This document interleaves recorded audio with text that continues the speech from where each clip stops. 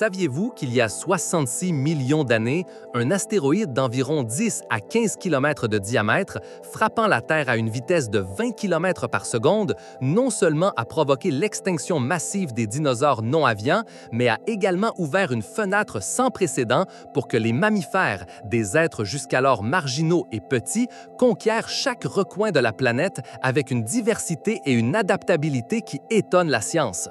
Pendant plus de 160 millions d'années, les dinosaures ont dominé les écosystèmes terrestres du Mésozoïque.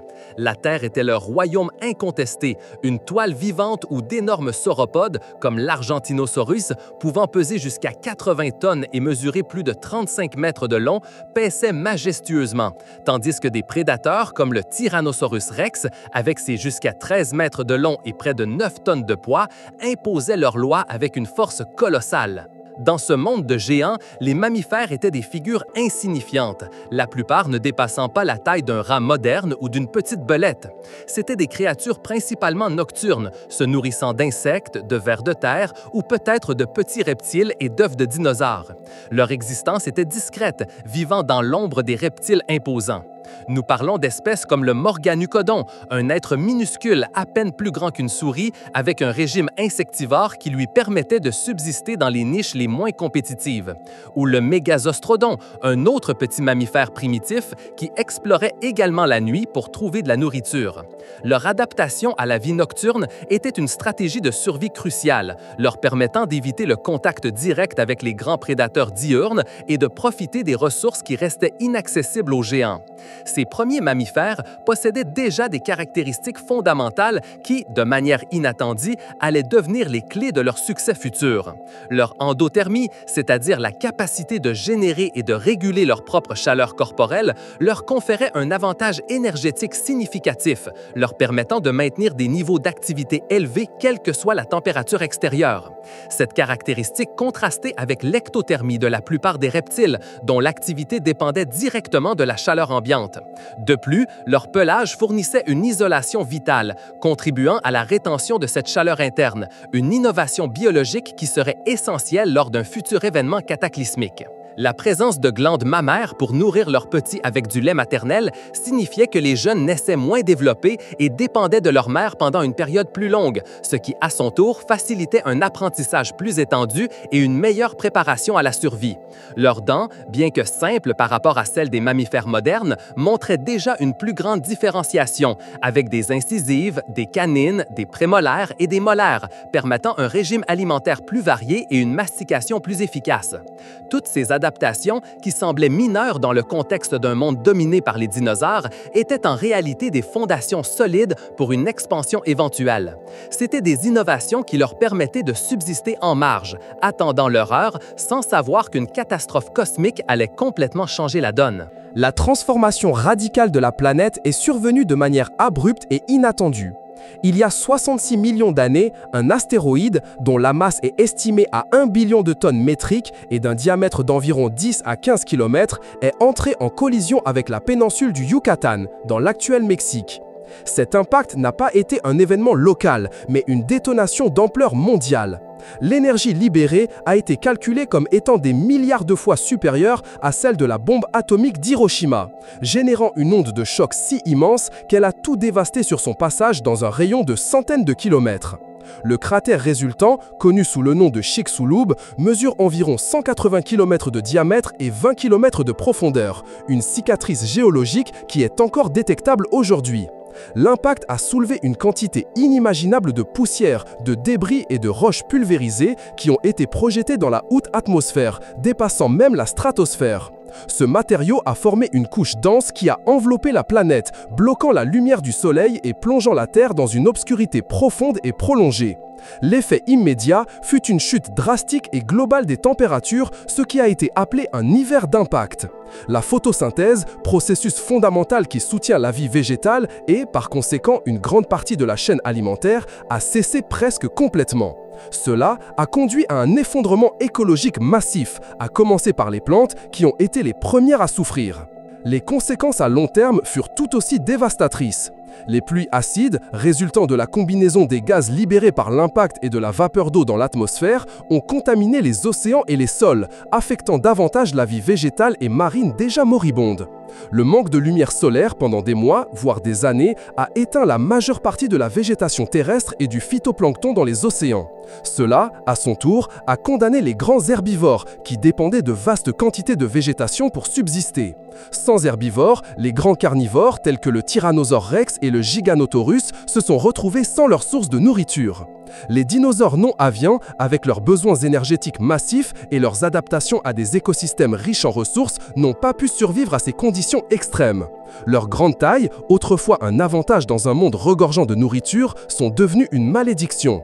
Ils ne pouvaient pas trouver suffisamment de nourriture pour maintenir leur corps gigantesque, ni d'abri adéquat pour les températures glaciales. Les effets furent presque immédiats en termes géologiques. On estime que 90% de toutes les espèces végétales et 75% de toutes les espèces animales ont disparu, y compris tous les dinosaures non aviens, les ptérosaures et les grands reptiles marins comme les mosasaures et les plésiosaures. L'astéroïde n'a pas seulement éliminé les concurrents dominants des mammifères, mais il a également remodelé radicalement le paysage écologique, créant un monde d'opportunités pour ceux qui pouvaient s'adapter. Au milieu de cette dévastation apocalyptique, les mammifères ont démontré une résilience surprenante.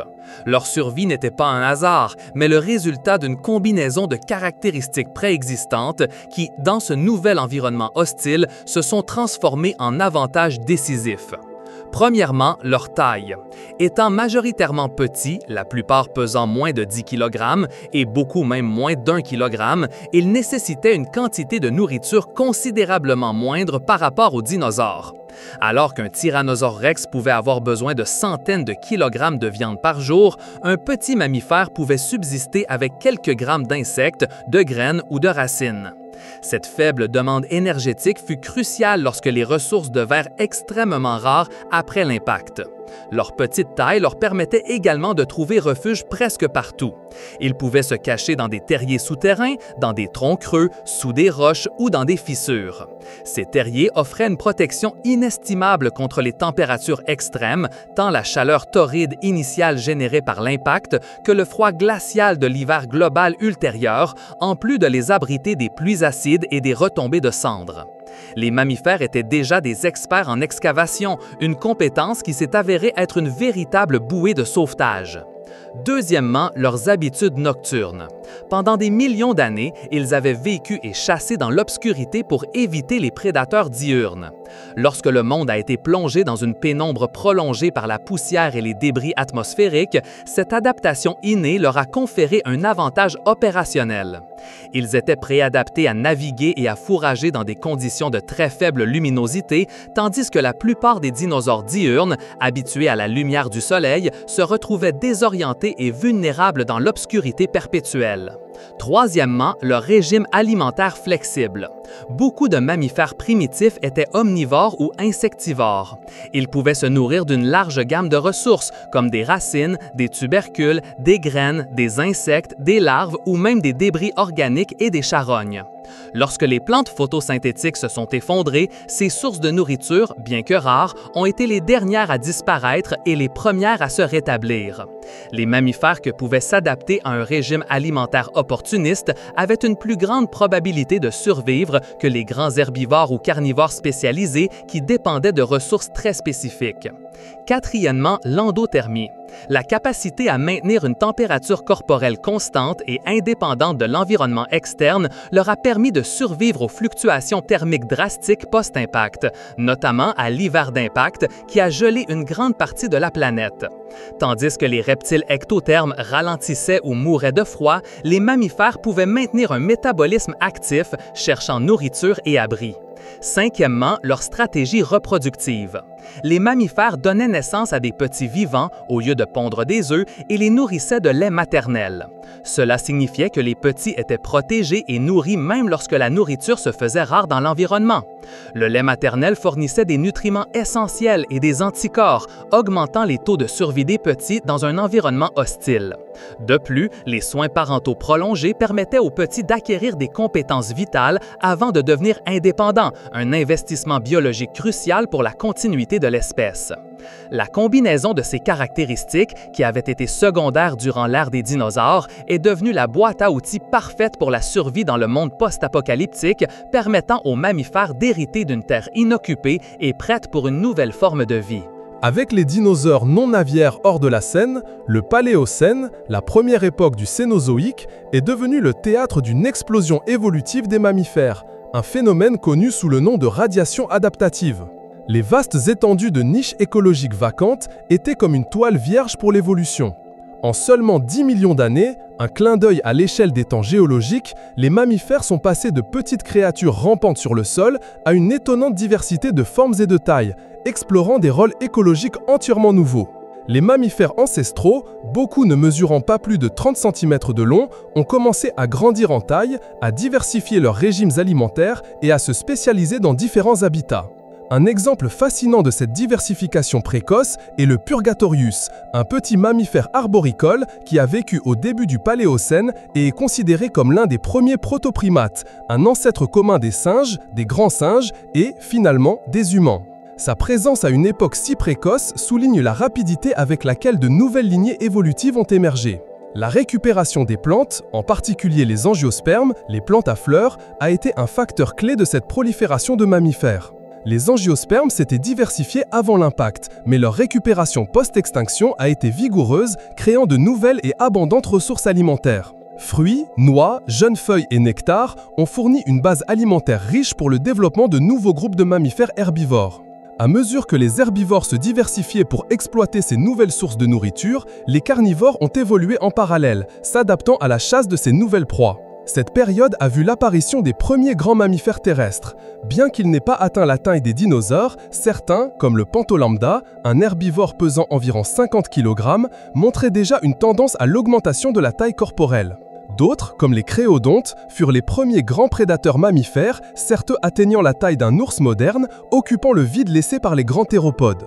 La Terre se réchauffait progressivement et retrouvait sa verdure, et les mammifères ont saisi chaque opportunité offerte par l'environnement changeant. L'Éocène, l'époque suivant le Paléocène, a poursuivi cette tendance à la diversification avec l'apparition de la plupart des ordres de mammifères que nous connaissons aujourd'hui. C'est durant cette période qu'ont émergé les premiers équidés, comme l'Hyracotherium, un ancêtre du cheval de la taille d'un petit chien qui a adapté ses pattes pour la course et ses dents pour le pâturage. Les premiers cétacés, les ancêtres des baleines et des dauphins, ont également commencé leur retour au milieu aquatique, comme le Pachycecus, un animal en forme de loup qui vivait près de l'eau et représentait une étape transitionnelle clé. Les mammifères n'occupaient pas seulement les niches vides, mais en créaient également de nouvelles, démontrant une plasticité évolutive étonnante qui leur permettait d'exploiter chaque habitat disponible, des forêts denses aux plaines ouvertes et aux océans. Cette explosion de vie mammifère fut le début de leur règne. La conquête de la Terre par les mammifères s'est consolidée grâce à une série d'adaptations évolutives clés qui leur ont permis de dominer une diversité d'écosystèmes. L'un des développements les plus importants fut l'augmentation de la complexité et de la taille cérébrale. Tout au long du Cénozoïque, l'encéphalisation, c'est-à-dire le rapport entre la taille du cerveau et la taille du corps, a augmenté chez de nombreuses lignées de mammifères.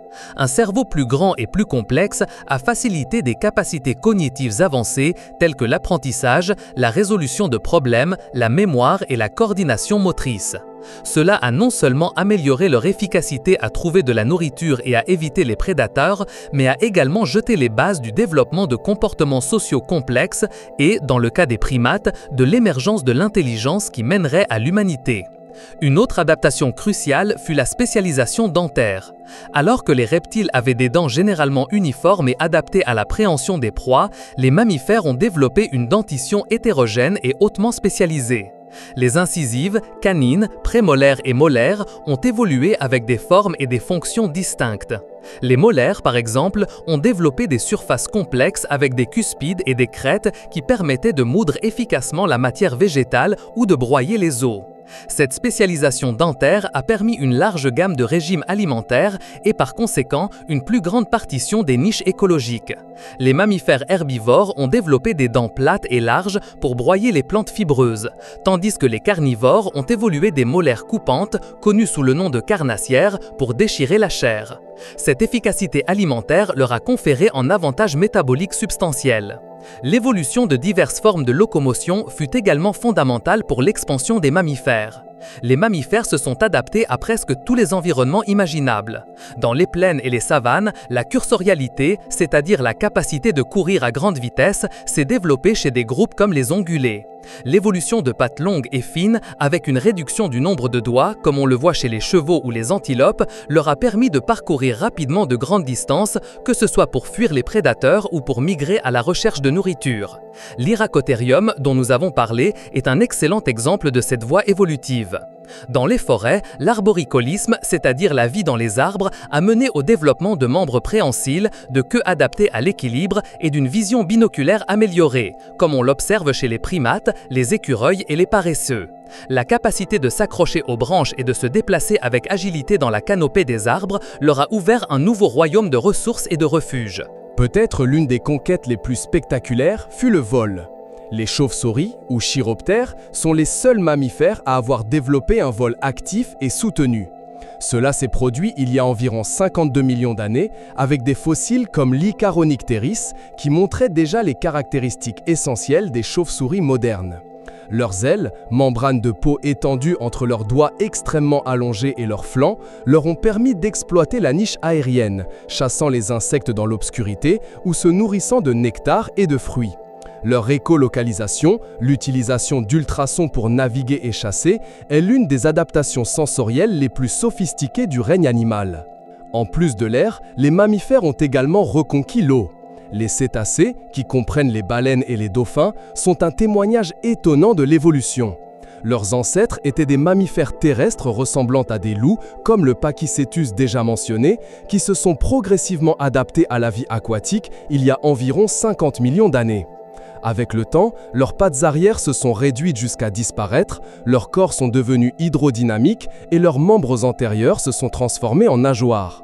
Ils ont développé la capacité de plonger profondément et de vivre complètement immergés, occupant les niches des grands reptiles marins éteints.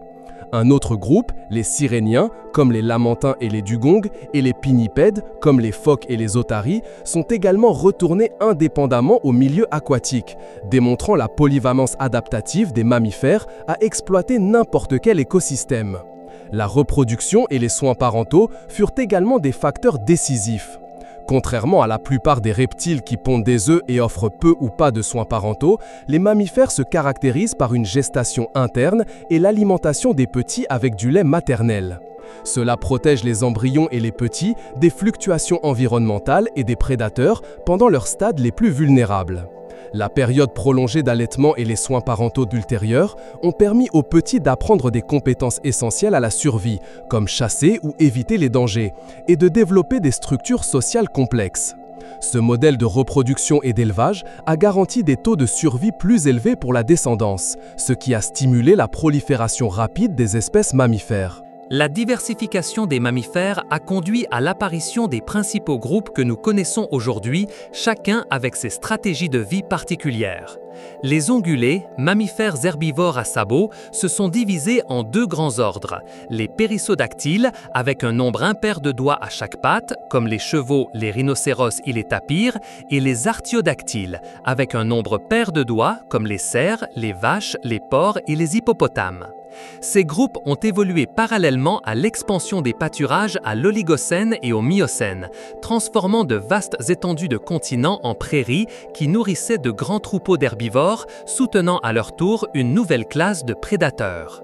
Les carnivores, des petits chasseurs opportunistes aux prédateurs apicaux, se sont également énormément diversifiés. Après les créodontes qui ont dominé le Paléocène et l'Éocène, les carnivores modernes sont apparus. Cet ordre comprend les félins, comme le smilodon, le tigre à dents de sabre emblématique de l'ère glaciaire, les canidés, comme les loups et les chiens, et les ursidés, comme les ours. Ces animaux ont développé des techniques de chasse sophistiquées, des sens aiguisés et des structures sociales qui leur ont permis d'occuper le sommet de la chaîne alimentaire dans la plupart des écosystèmes terrestres. La compétition et la coévolution entre herbivores et carnivores ont encore stimulé l'évolution, entraînant des adaptations telles que le camouflage, la vitesse et l'intelligence de troupeaux. Les primates, notre propre ordre, ont également suivi un chemin évolutif remarquable. Depuis de petits mammifères arboricoles et insectivores du Paléocène, comme le déjà mentionné Purgatorius et plus tard l'Archicebus, le plus ancien primate fossile connu, qui a vécu il y a environ 55 millions d'années, ils ont évolué vers une diversité de formes, incluant les singes, les grands singes et finalement les humains.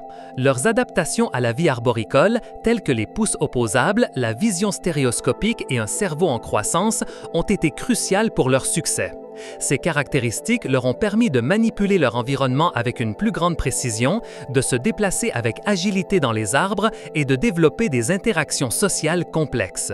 Les rongeurs, quant à eux, se sont avérés être l'un des groupes de mammifères les plus réussis et adaptables. Avec des espèces comme les souris, les rats, les castors et les capybaras, les rongeurs ont colonisé presque toutes les niches terrestres, des déserts aux forêts tropicales. Leur reproduction rapide, leur petite taille et leur régime alimentaire omnivore leur ont permis de prospérer dans une variété étonnante d'environnements, devenant une partie fondamentale de la plupart des écosystèmes, à la fois comme herbivores et comme proie pour une infinité de prédateurs. Le Miocène, une époque géologique qui s'étend d'il y a 23 millions à 5 millions d'années, fut une période de grand refroidissement global et d'expansion des prairies. Cela a favorisé l'évolution de mammifères plus grands et spécialisés dans le pâturage. Des animaux comme l'Indricotherium, également connu sous le nom de Paraceratherium, un rhinocéros sans cornes qui a vécu il y a environ 27 millions d'années, atteignait une hauteur de plus de 5 mètres au garrot et pouvait peser jusqu'à 20 tonnes, étant le plus grand mammifère terrestre connu dans l'histoire de la Terre. Ce géant herbivore illustre la tendance à l'augmentation de la taille en réponse à la disponibilité de vastes étendues d'herbe. L'ère glaciaire, ou le Pléistocène, qui a commencé il y a environ 2 600 000 ans et s'est terminé il y a environ 11 700 ans, fut le théâtre de la mégafaune mammifère la plus iconique. Les mammouths laineux, avec leur défense incurvée et leur pelage dense, dominaient les steppes gelées, broutant la toundra et les prairies froides. Les mastodontes, parents des éléphants, erraient également dans les forêts d'Amérique du Nord. Des prédateurs comme le smilodon, le déjà mentionné tigre à dents de sabre, avec ses impressionnants canines de jusqu'à 30 cm de long, chassaient ces géants, ainsi que les bisons et les chameaux de l'ère glaciaire. Les paresseux géants terrestres, comme le Mégatherium, mesurant jusqu'à 6 mètres de long et pesant 4 tonnes, et les glyptodontes, parents cuirassés des tatous de la taille d'une petite voiture, faisaient également partie de cette faune impressionnante. L'adaptation au climat froid, le développement de pelage épais, de couches de graisse et de régimes alimentaires spécialisés en végétation résistante furent clés pour la survie de ces espèces. Les mammifères n'ont pas seulement conquis et diversifié les écosystèmes, l'une de leurs lignées évolutives, les humains, porterait la conquête à un niveau sans précédent. Il y a environ 200 000 ans, l'Homo sapiens a émergé en Afrique, se distinguant par son intelligence exceptionnelle, sa capacité à fabriquer des outils complexes, son langage articulé et ses structures sociales hautement organisées. Notre espèce, un mammifère primate, non seulement s'est adaptée à divers environnements, mais a commencé à les modifier à l'échelle mondiale, de l'agriculture à la construction de villes, démontrant le sommet de l'adaptabilité mammalienne. Cependant, cette même capacité a eu un impact profond sur d'autres espèces de mammifères, entraînant l'extinction de beaucoup d'entre elles par la chasse excessive et la destruction de l'habitat, tandis que nous en avons domestiqué d'autres pour notre propre subsistance et compagnie, comme le chien ou la vache, forgeant une relation intrinsèque avec le reste du règne mammalien. L'histoire de la manière dont les mammifères ont conquis la Terre après l'extinction des dinosaures n'est pas l'histoire d'un événement unique, mais un récit prolongé de radiation adaptative, d'ingéniosité évolutive et de pure résilience. Ce fut la tempête parfaite d'opportunités et de préparation. L'anéantissement des dinosaures dominants, un événement catastrophique de proportions cosmiques, a créé un vide écologique massif. Les préadaptations des mammifères, telles que leur petite taille, leurs habitudes nocturnes, leur endothermie, leur régime alimentaire flexible et leur stratégie reproductive avancée, qui étaient des avantages marginaux dans le monde des dinosaures, sont devenus les clés de leur survie. Ensuite, la capacité innée de la vie à se ramifier et à se spécialiser a conduit à une explosion de nouvelles formes qui ont occupé toutes les niches disponibles, du sous-sol aux cieux et aux océans. Aujourd'hui, Les mammifères n'habitent pas seulement chaque continent et océan, mais représentent également l'une des classes de vertébrés les plus diverses et les plus réussies de la planète. Un témoignage vivant de la façon dont l'adversité peut être l'étincelle de l'évolution et le chemin vers la conquête.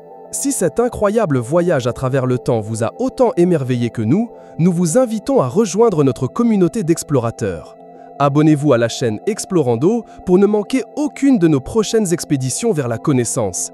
Laissez-nous un j'aime si cette vidéo vous a semblé aussi fascinante que nous, partagez cette découverte avec vos amis et sur vos réseaux, et laissez-nous votre commentaire ci-dessous en nous disant quelle autre histoire de la Terre vous aimeriez que nous explorions.